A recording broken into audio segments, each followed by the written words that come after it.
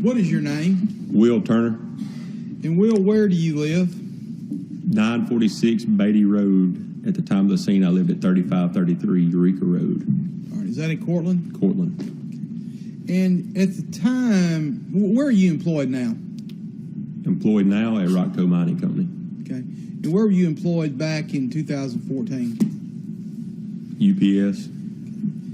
And were you also a volunteer firefighter for Cortland Fire Department? Yes. On December the 6th of 2014, did the fire department get a tone out concerning a car fire? Yes. Where were you when you got the tone? At my residence on 3533 Eureka Road. And did you in fact respond? I did. And how did you respond? Did you go in one of the fire trucks or did you go in your personal vehicle? I went in my personal vehicle. How long did it take you to get there? Do you remember? It took me roughly 6 minutes. And describe for the jury, please, what you observed upon your arrival on the scene. As I pulled up on the scene, I didn't know the girl at the time. She was at the corner of the fire truck. They were trying to get her on the ground. I knew she was severely burned. Her hair was frayed. I assisted with getting her on the ground. Then I observed the car on fire in the bushes, and I went and assisted my other firefighter with that car, getting it extinguished. All right. When you say you knew she was burned, describe what you saw. Did you know Jessica? I did not know Jessica. Okay. Describe for the jury her appearance as you saw it when you got to the scene.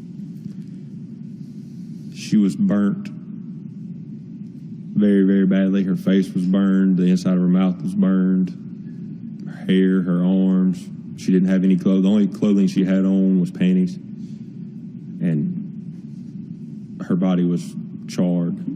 It was just black skin hanging off of it, burnt skin. You ever seen anything like this before, Will? No, sir. Okay. So if I understood what you said a minute ago, did you assist with her getting on the ground? I helped get her on the ground, get the blanket on her, and then I left Brandy Davis, Jody Morris, and Cole Haley with her, and I went and helped Seth Cook with the car fire.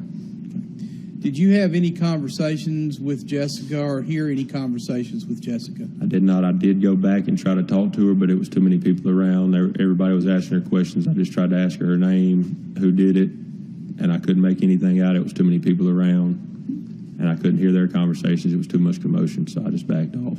You said too much commotion. What do you mean by that? Just the EMTs and the other firemen that were there trying to talk to her and get her packaged up and keep her conscious. It was just too much commotion. Was there a lot of noise? There was a lot of noise. And where was the noise coming from? Around her. Okay. Was there noise coming from the trucks? The trucks were running. There was noise coming off the trucks. Okay. As far as fighting the fire itself, what did you do, or how did y'all go about fighting that fire at the vehicle? We pretty much just flooded it because we knew it needed to be as much evidence saved off of the car as could be. So we kind of just drowned it instead of doing a direct attack on it. Just floated as much water on it as we could. And describe where the car was located when you arrived. It was pulled up on a little hill, a tree couldn't even walk between the car and the tree, and then the fence on the other side. Okay. So what direction were you headed as you were going to the scene? I'd be headed west. And where was the nose of the car? Which direction? It was facing back east. Okay, so the trunk of the car would have been facing the west. Facing the west. And you advised it was up a little hill? Up a little knoll there. Okay. And do you recall a gate being there by the vehicle? The gate was right behind the vehicle. Okay. You also, I believe, indicated, or not, you also saw somebody there at the scene that concerned you. Is that correct? I did. Tell the jury about that. This was after the chaoticness had kind of settled down a little bit. I was standing between the Pope's rescue truck and our engine 81, and a middle-aged black male walked up, and And I told him, I said, hey, man, you can't be here. This is a crime scene. You need to leave. He never said a word to me. He gave me a stare that I've never seen before. He stared straight through me. I told him again, I said, hey, man, I need you to leave. This is a crime scene. If you don't leave, I'll get a deputy to escort you out of here. Never said a word, just blank stared through me. He was looking towards where the car was at and in the woods the whole time. He turned around, he began walking off and looking over his shoulder back to where the car was at. He had a blue shirt on, and by the time he got out of my sight, he had a white T-shirt on. And did you notify anybody about I this? did. Brandy Davis was there, and I told Brandy, I said, we need to try to get a tag number or something, and Brandy said, I got that. Brandy told me he got a tag number and handed it over to Daniel Cole, and I had already told Daniel Cole before he gave me the tag number about the suspicious male.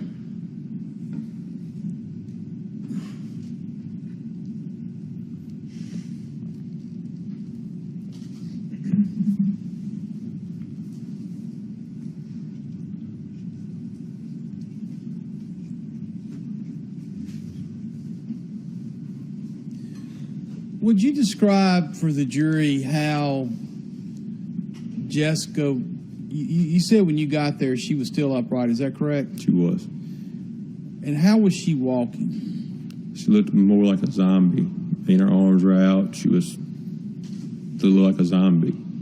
Somebody off The Walking Dead is what I would picture it as.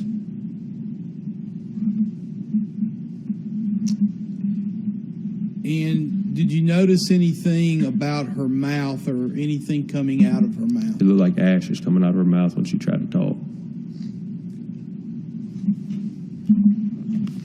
Nothing further, Your Honor.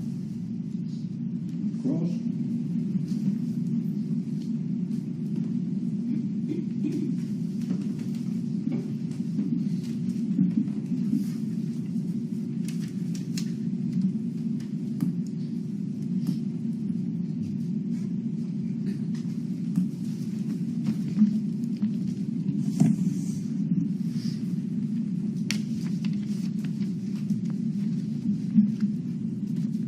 Good morning, Mr. Turner. Good morning. Trying to get my papers together here.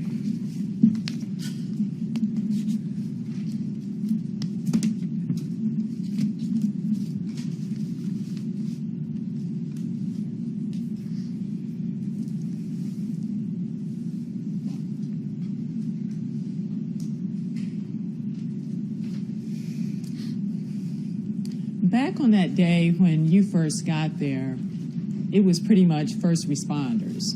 Yes, ma'am. Okay. And that chaos that you spoke about pretty much had to do with so many trying to get there and assist her in some way. That's correct. Okay. Would be Cortland Fire Department, which you were on that, correct? Yes, ma'am. And then also, Pope. Pope arrived after I got there. Okay. And then also Daniel Cole was there as well. Daniel Cole was there as well. Okay. And you indicated that after that chaos with everyone trying to talk to Jessica and deal with her and comfort her, it was at that point that you noticed that there was someone suspicious. It was a good while after that. Yes, ma'am. It was, I don't remember time frame, but she was already transported by helicopter at this point. And first responders were still there? The first responders were still there. Okay.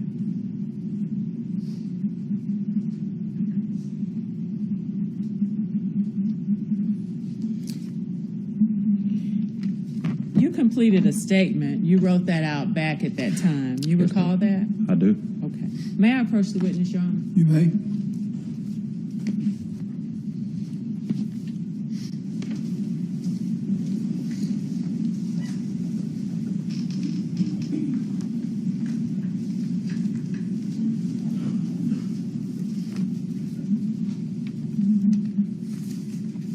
You recognize that? I do. Is that what you wrote out? This is what I wrote out. It is. And also, the date looks like it's 12/8/14. Yes, ma'am. Your Honor, at this time, I would like to have this statement marked. No objection. Being no objection, be marked and admitted.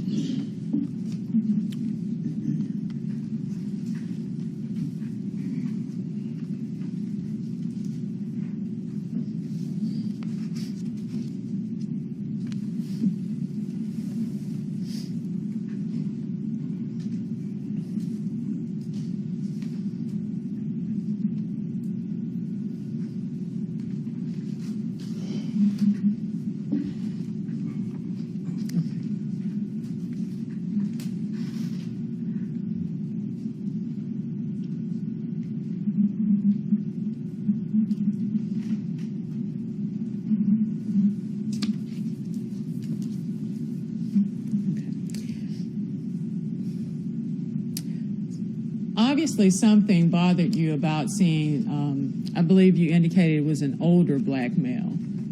Something about that bothered you that day. I indicated he was a middle-aged black male. Excuse me, middle-aged black male. Yes, ma'am. And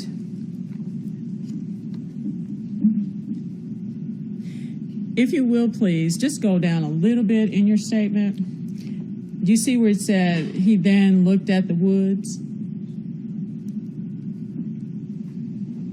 Yes, ma'am. Okay, start reading there for me. He then looked at the woods in front of the car like he was looking for something. I told him again he had to leave. If he didn't want to, I would get a sheriff deputy to escort him off. The man then turned and gave me the same look as before and started walking back down the road. As I watched him start walking, I noticed him keep turning around and looking up in the woods by the car. Okay, and so you mentioned twice that he kept looking back in the woods, looking beyond where the car was. Yes, ma'am. One more sentence for me. As I watched him start, I noticed it. I told Brandy Right. Davis. I told Brandy Davis something just wasn't right about him. He seemed suspicious. Court's indulgence just for a moment.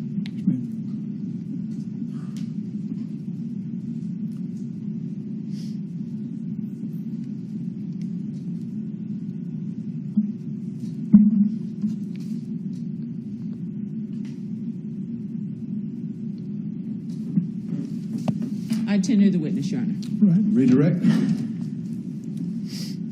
No redirect, Your Honor. You may be finding. All right, sir, you may be found excused. You can leave or you may remain in the courtroom. Your choice. Thank you.